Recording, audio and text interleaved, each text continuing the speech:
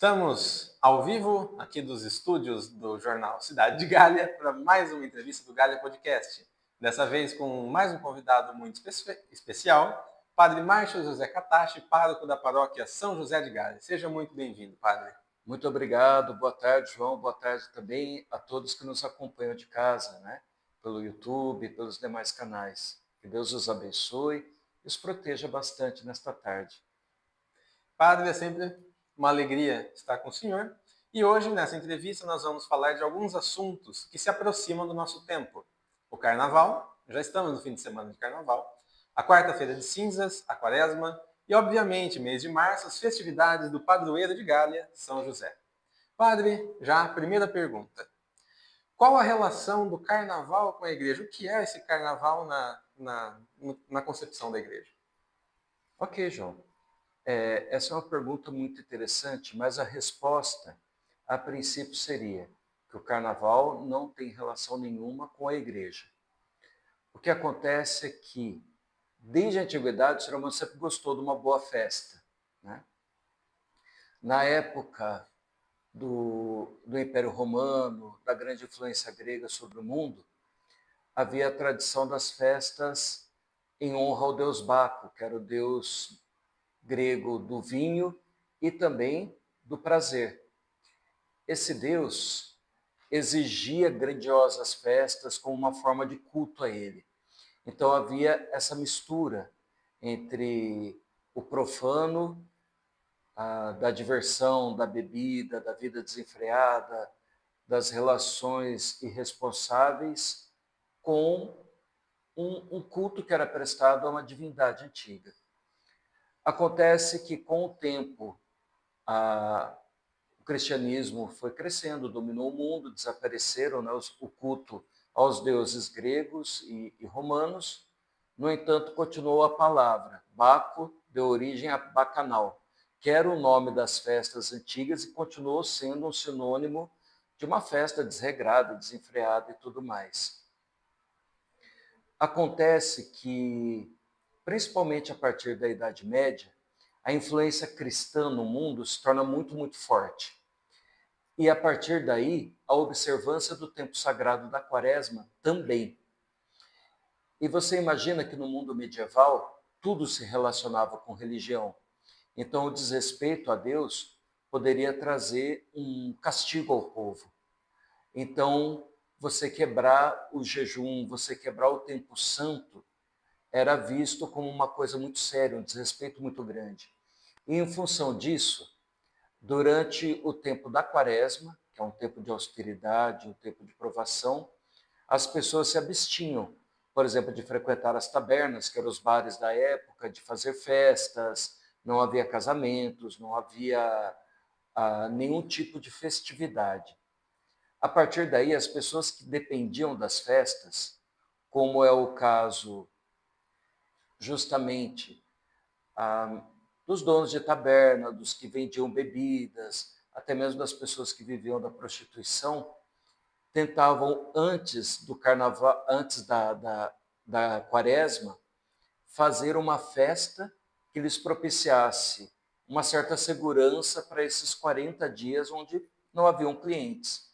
E aí foi surgindo a ideia do carnaval. A própria palavra carnaval vem de uma corruptela do latim antigo que significava a liberação da carne. Então estamos nos despedindo da carne para entrar no tempo santo. Com o tempo, as festas de carnaval, que nunca foram do agrado da igreja, nunca foram ligadas à igreja, foram se tornando maiores e mais significativas. Até que em alguns lugares do mundo, as pessoas costumavam ir ao carnaval até mesmo de máscara, para não serem reconhecidas depois. Era uma festa onde a pessoa, por exemplo, uma pessoa da alta classe, uma pessoa da baixa classe, sentavam na mesma mesa, se divertiam, brincavam, né? Mas, com o tempo, o carnaval foi criando também, aliás, criando não, recuperando da tradição antiga grega, essa questão da liberação sexual, da vida desenfreada e da irresponsabilidade. E é por isso que a igreja não vê o carnaval com bons olhos. Veja só, o carnaval de rua, aquele carnaval de família, que faz uma matinê com as crianças, onde há danças, marchinhas, tudo bem, não tem problema nenhum. A questão é o que o carnaval foi se tornando, ou pior, o que o carnaval foi recuperando dos tempos antigos, do tempo do paganismo, e que tem se tornado cada vez mais forte. Para resumir, o carnaval tem suas raízes no paganismo grego-romano, que depois passou a ser celebrado como uma despedida da carne para entrar no tempo santo da quaresma. Isso contra a vontade da igreja, né? E com o tempo chegou até de se inverter. Teve um amigo meu que certa vez perguntou: mas se não houvesse o carnaval, como que a gente sabia quando que começava a quaresma? E a relação é justamente o contrário. É o início da quaresma, a quarta-feira de cinzas, que é o tempo santo, é a festa da igreja, que deve marcar o fim do carnaval. Entendi. E dentro disso, a gente entra na próxima pergunta. É pecado ou não é pecado um católico ou cristão participar do carnaval?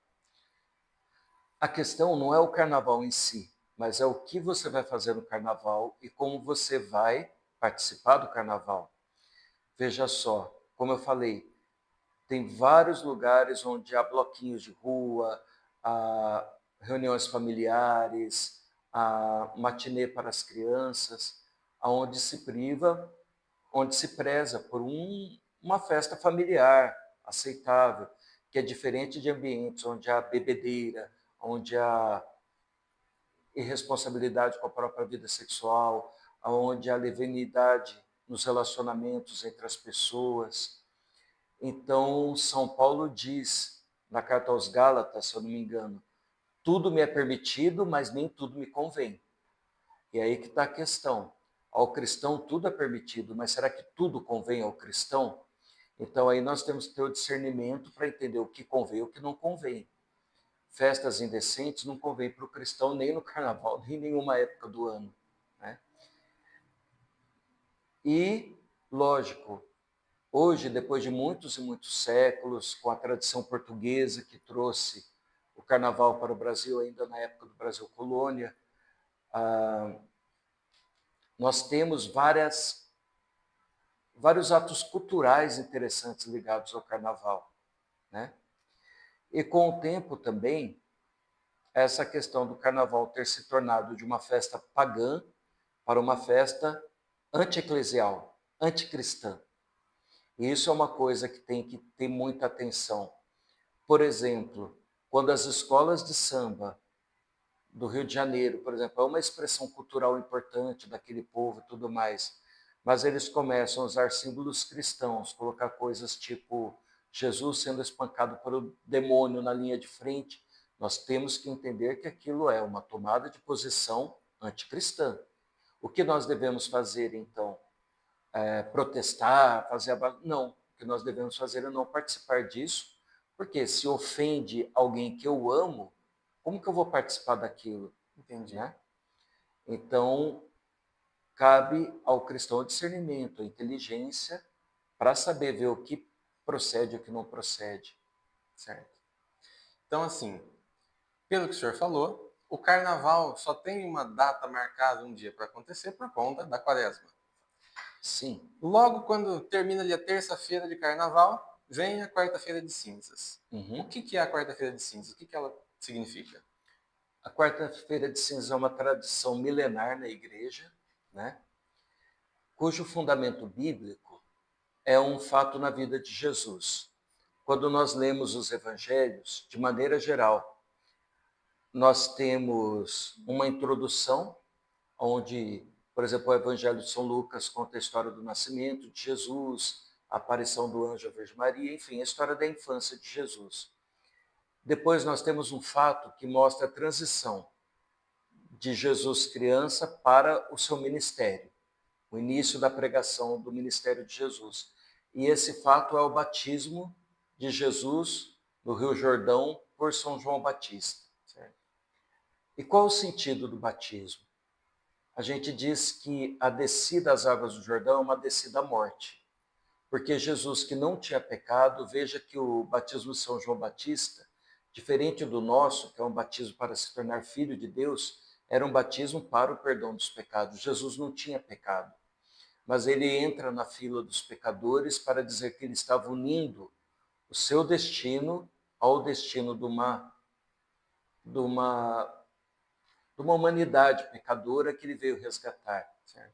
É até por isso que, se você entra na nossa igreja, você vê frente a frente a pintura do batismo de Jesus e, do outro lado, a descida da cruz.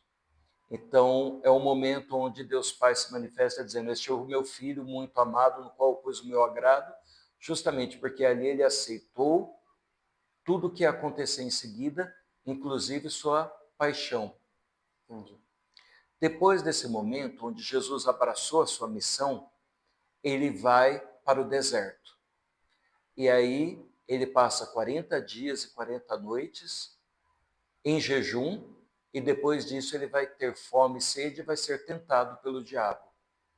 Esses 40 dias de Jesus no deserto são a origem da quaresma.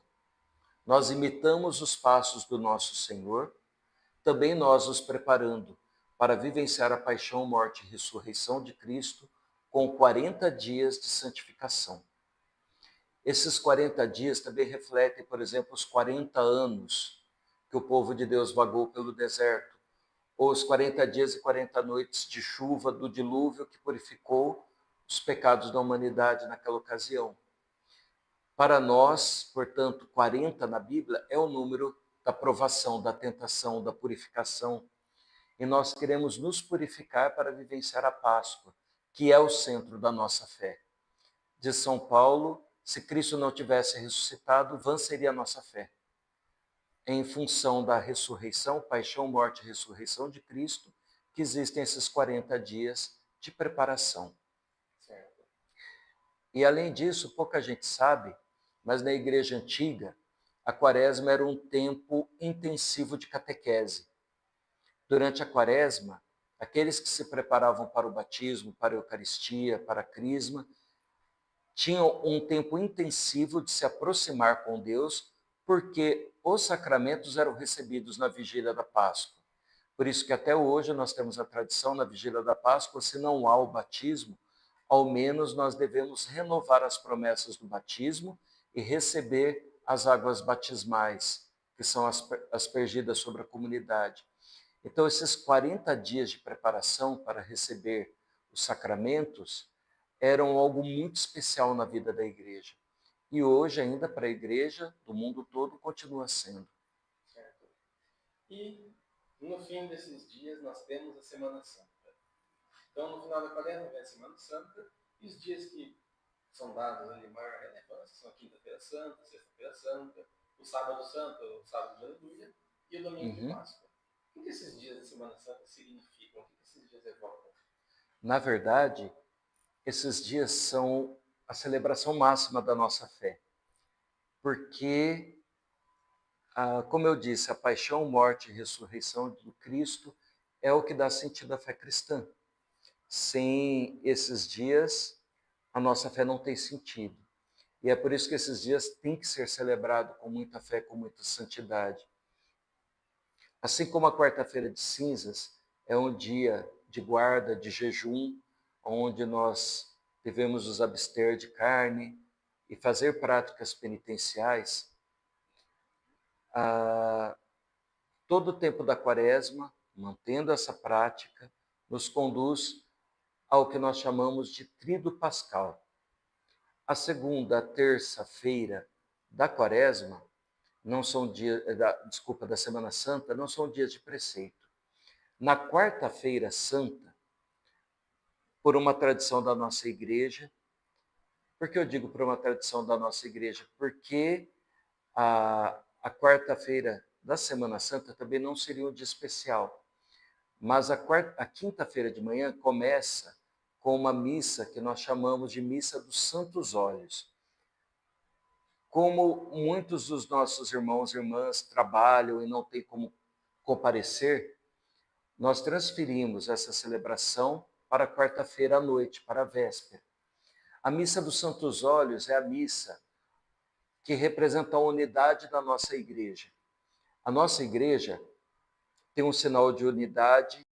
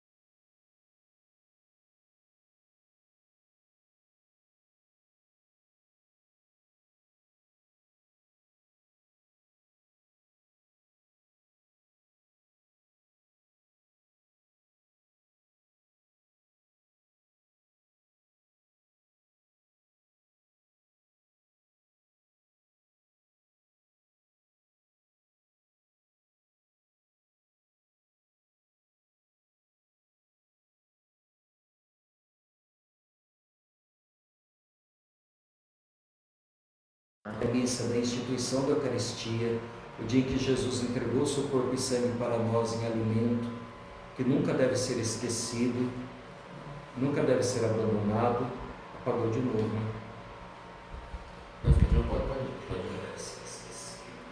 Nunca deve ser esquecido, nunca deve ser abandonado. E que depois da vigília, nós entramos em luto pela morte do Senhor. A Sexta-feira Santa é de fato um dia de luto. A profecia de Ezequiel diz que por causa do Filho de Deus se bateria no peito e se choraria como pela morte de um filho único. Deus entregou-se por nós. E é por isso que esse dia deve ser um dia de muita austeridade, de muita seriedade, de pensar muito em Deus, de, sobretudo, praticar a penitência, o jejum. E a grande liturgia da Sexta-feira Santa é às 3 horas da tarde. Por quê? Porque às 3 horas da tarde é o horário da Bíblia, conforme o Evangelho de São João, em que Cristo morreu pregado na cruz por nós. É curioso você pensar, nós chamamos Jesus muito de o Cordeiro de Deus. O Cordeiro deveria ser sacrificado na noite de sexta para sábado. Jesus celebrou a ceia, não no sábado, como era o preceito, mas na quinta-feira, porque na sexta-feira ele era o Cordeiro. No horário em que os cordeiros eram sacrificados para a ceia pascal, Jesus estava sendo sacrificado por nós na cruz. Às 3 horas da tarde, a igreja celebra a paixão de Cristo de 3 formas. Em primeiro lugar, a paixão de Cristo proclamada. Nós ouvimos as profecias e o Evangelho que narra a paixão de Cristo por nós. Em segundo lugar, a paixão de Cristo orada. A igreja, colocando os seus pés da cruz, intercede por toda a humanidade. Nós colocamos aos pés da cruz toda a humanidade mesmo, começando pela própria igreja, mas passando também pelas pessoas de outras religiões, pelos judeus, pelos outros cristãos, pelas pessoas que não creem no Cristo nem no Deus do Antigo Testamento, pelas pessoas que não têm fé nenhuma, pelos que passam necessidade, pelos enfermos. Todas as pessoas são colocadas aos pés da cruz de Cristo, porque essa é a hora da graça de Deus.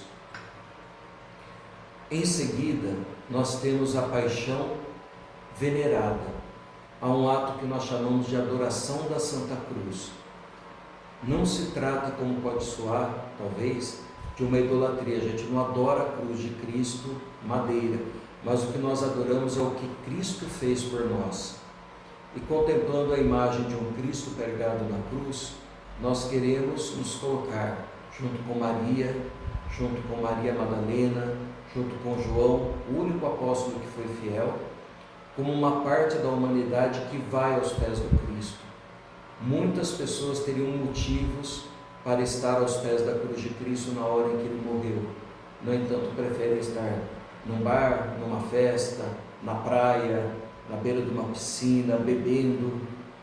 Nós queremos dizer que nós reconhecemos a importância do sacrifício do Cristo por nós e por isso nós queremos tocar a cruz, nós queremos estar lá. Esse é o sentido da adoração da Santa Cruz. E a quarta forma é a paixão comungada, receber o corpo de Cristo como selo pela nossa participação na paixão de Cristo. Diz também São Paulo que nós contemplamos na nossa carne o que falta a paixão de Cristo para a salvação do mundo. É por isso que às 3 horas da tarde é tão importante a gente unir a nossa dor à dor do Cristo. E à noite, por tradição, a igreja celebra ainda a paixão de Cristo através de celebrações litúrgicas, que são a Via Sacra, o Terço das Dores de Nossa Senhora, a representação da Paixão do Senhor, encenada, enfim. É um momento também onde o povo se reúne. Mas o momento mais importante da Sexta-feira Santa, às 3 horas da tarde, hora que Cristo morreu por nós. No Sábado Santo, a igreja permanece próxima ao sepulcro, aguardando o grande sinal da ressurreição que vem à noite. À noite nós temos a missa mais importante de todas, de longe, que é a Vigília Pascal. Na Vigília Pascal, nós acendemos o fogo santo que representa a luz de Cristo em nossa vida. Cristo disse: eu sou a luz do mundo, quem me segue não andará nas trevas, mas terá a luz da vida. Cristo é a luz da nossa vida.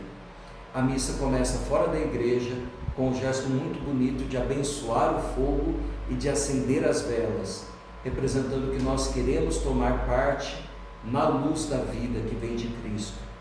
Depois nós ingressamos na igreja, entoando os cânticos, os louvores.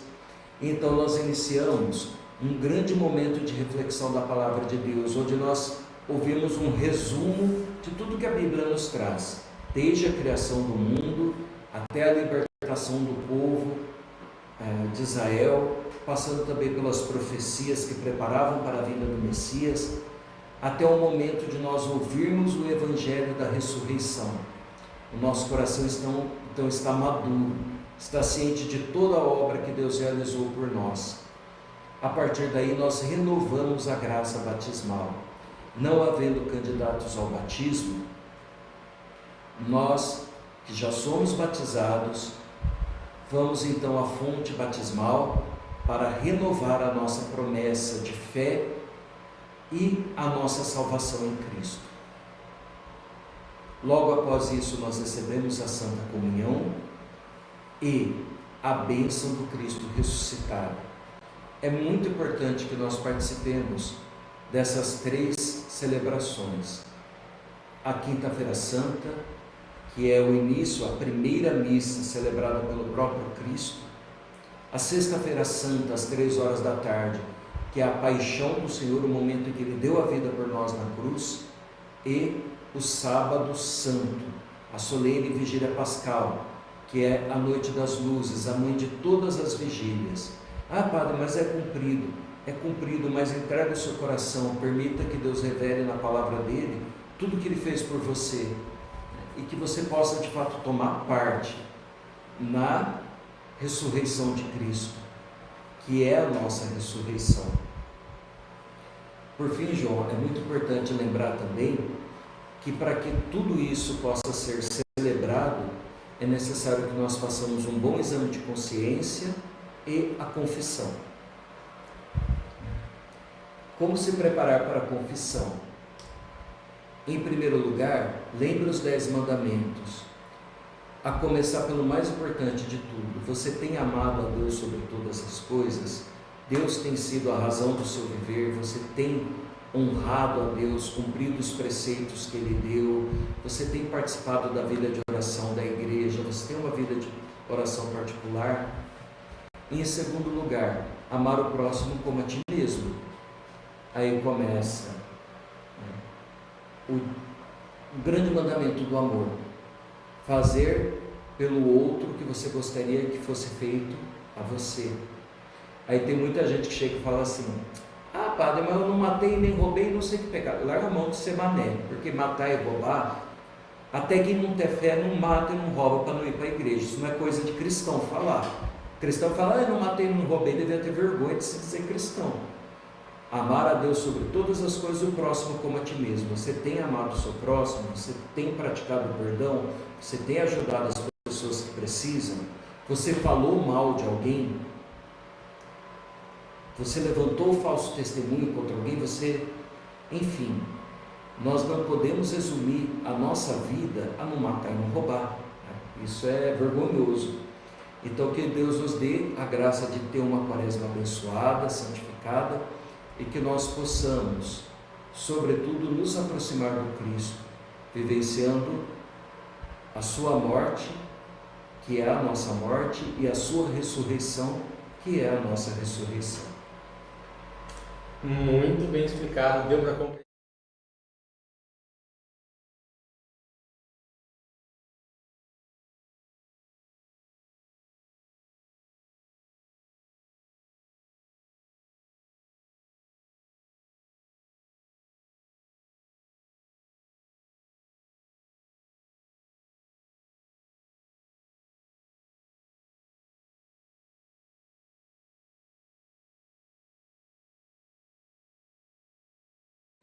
Bom, para começar, lembrar a importância de São José. Nenhum homem nunca foi nem vai ser de novo escolhido para ser o guardião do Filho de Deus. Então São José, depois da Virgem Maria, é o mais importante de todos os santos. É por isso que a gente celebra uma novena em honra a São José. 9 dias que celebram a presença dele, todas as graças que foram alcançadas, foram derramadas sobre ele. Na nossa novena, nós vamos ter a abertura no dia 10, que é uma segunda-feira, com o Padre Marcos Pavan. Ele vem fazer a abertura da novena para nós, e depois, sempre às 7h30 da noite, nós teremos a Santa Missa com a oração da ladainha em honra a São José. Quero conferir aqui o resto da programação para não errar o nome dos padres. Assim, na terça-feira, dia 11, nós temos a presença do Padre Tiago. Na quarta-feira, a presença do Padre Gabriel. Na quinta-feira, a presença do Padre Felipe. Na sexta-feira, a presença do Padre Murilo, sempre às 7h30 da noite. No sábado, nós celebraremos a missa um pouquinho mais cedo, em função da nossa tradicional quermesse. A missa será às 6 horas da tarde. Depois retomamos às 7h30 no domingo, com o Padre Gustavo Natividade. No dia 17, segunda-feira, com o Padre Heraldo. E encerramos a novena no dia 18 com a missa celebrada pelo Padre Luiz Antônio, sempre às 7h30 da noite. Depois, no dia 19, nós celebramos a grande festa do nosso padroeiro São José. Haverá a missa solene às 19 horas e após a missa um momento de fé, de oração, de música com o diácono Nelson Correia, que é da comunidade Canção Nova, muito famoso. E o motivo pelo qual nós vamos ter a presença do diácono Nelson é também para chamar a atenção que esta é a nossa festa de São José, que nos inclui no tempo do nosso centenário. Em setembro, dia 19 de setembro, a nossa paróquia celebrará 99 anos de criação. E é por isso que nós queremos chamar a atenção, também trazer pessoas de fora, para que conheçam a nossa igreja, trazer atrações, né? Para que, enfim, a nossa igreja, que é um patrimônio histórico e artístico tão importante, mas é acima de tudo um patrimônio de fé, seja conhecido por todos. Sobre a nossa quermesse, nós temos a nossa tradicional quermesse com frango assado, cachorro quente, espetinho, batata frita, mini pizza e o show com a dupla Iana e Diego, que vão animar a noite. Aí uma coisa que muita gente sempre pergunta: padre, mas o meu jejum da quaresma, como que fica? Bom, nós temos na nossa igreja também uma regra que pouca gente conhece, que aos domingos o jejum não é obrigatório, inclusive durante a quaresma, porque todo domingo é domingo da ressurreição. E estando em preparação para o nosso padroeiro, nós podemos celebrar sim com alegria. Então, no dia da quermesse, dia 15, pode vir, pode comer o seu espetinho, pode participar conosco. No domingo você retoma então a sua preparação quaresmal. Lembramos que a festa do padroeiro tem uma importância financeira muito grande para nós. Graças a Deus, a nossa paróquia, embora nós tenhamos poucos dizimistas, uma cidade com mais de 6 mil habitantes, são apenas 400 pessoas, mais ou menos, que contribuem com o dízimo. Mas esses dizimistas fiéis mantêm a nossa igreja. As festas, o bingo, servem sobretudo para gastos extraordinários. Por exemplo, quando a gente vai dar uma lembrancinha, a gente tem algum evento mais importante que precisa custear, reformas, manutenção na nossa igreja. E nós estamos contando com essa festa para dar início à pintura da nossa igreja. Você sabe que nós temos a preparação para o centenário e seria muito feio a gente celebrar o centenário com a igreja tão danificada como ela está na parte externa. E nós temos feito já o levantamento. Não vai ser fácil pintar a igreja, para ter uma ideia. O custo aproximado entre mão de obra e material provavelmente supera os 100 mil reais. Mas a gente já tem guardado uma boa parte desse dinheiro, e com essa festa nós queremos complementar, né? Para que, se Deus quiser, a gente faça a pintura da igreja também. Muito bom. É uma...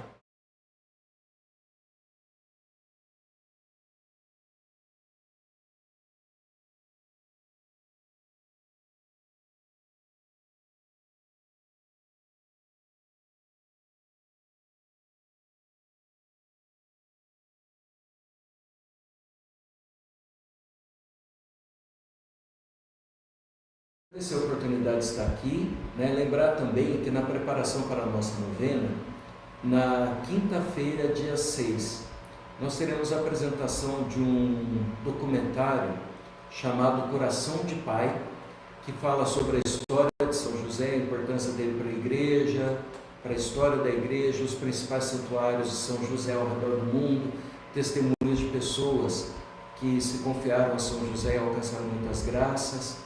Então eu queria convidar todos a estarem conosco assistindo esse filme, que vai ser no auditório da Secretaria da Educação. Aproveito para agradecer ao prefeito, à secretária de Educação, por terem cedido generosamente espaço para a gente assistir esse filme. E a entrada será não pela frente ali coloridinho onde estão os lápis, mas pela rua de trás, a rua José Rodrigues, tá bom? Aguardamos você lá também, devoto de São José. Não posso deixar de agradecer a todos os que colaboram com a festa, as pessoas que doam, que trabalham, tanto na festa Quaresma, quanto na festa Quermesse, quanto na novena também, tantas pessoas que se movimentam, desde cuidando da limpeza das coisas, pessoas que animam as liturgias, pessoas que cuidam da decoração, que vêm, trabalham, doam, enfim, Deus abençoe muito a todos, e de maneira especial os nossos dizimistas. O dizimista é quem mantém a igreja funcionando, quem mantém a obra de evangelização. Se você não é nosso dizimista, faça essa experiência, venha participar conosco, e que Deus abençoe muito. Amém.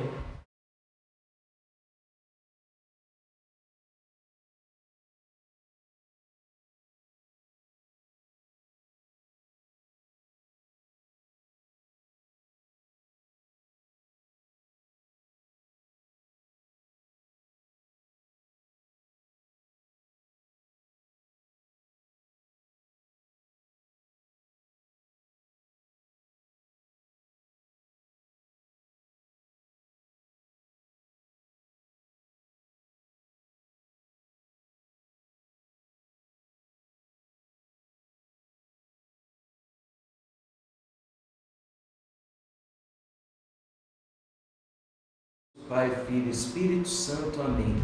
São José, rogai por nós.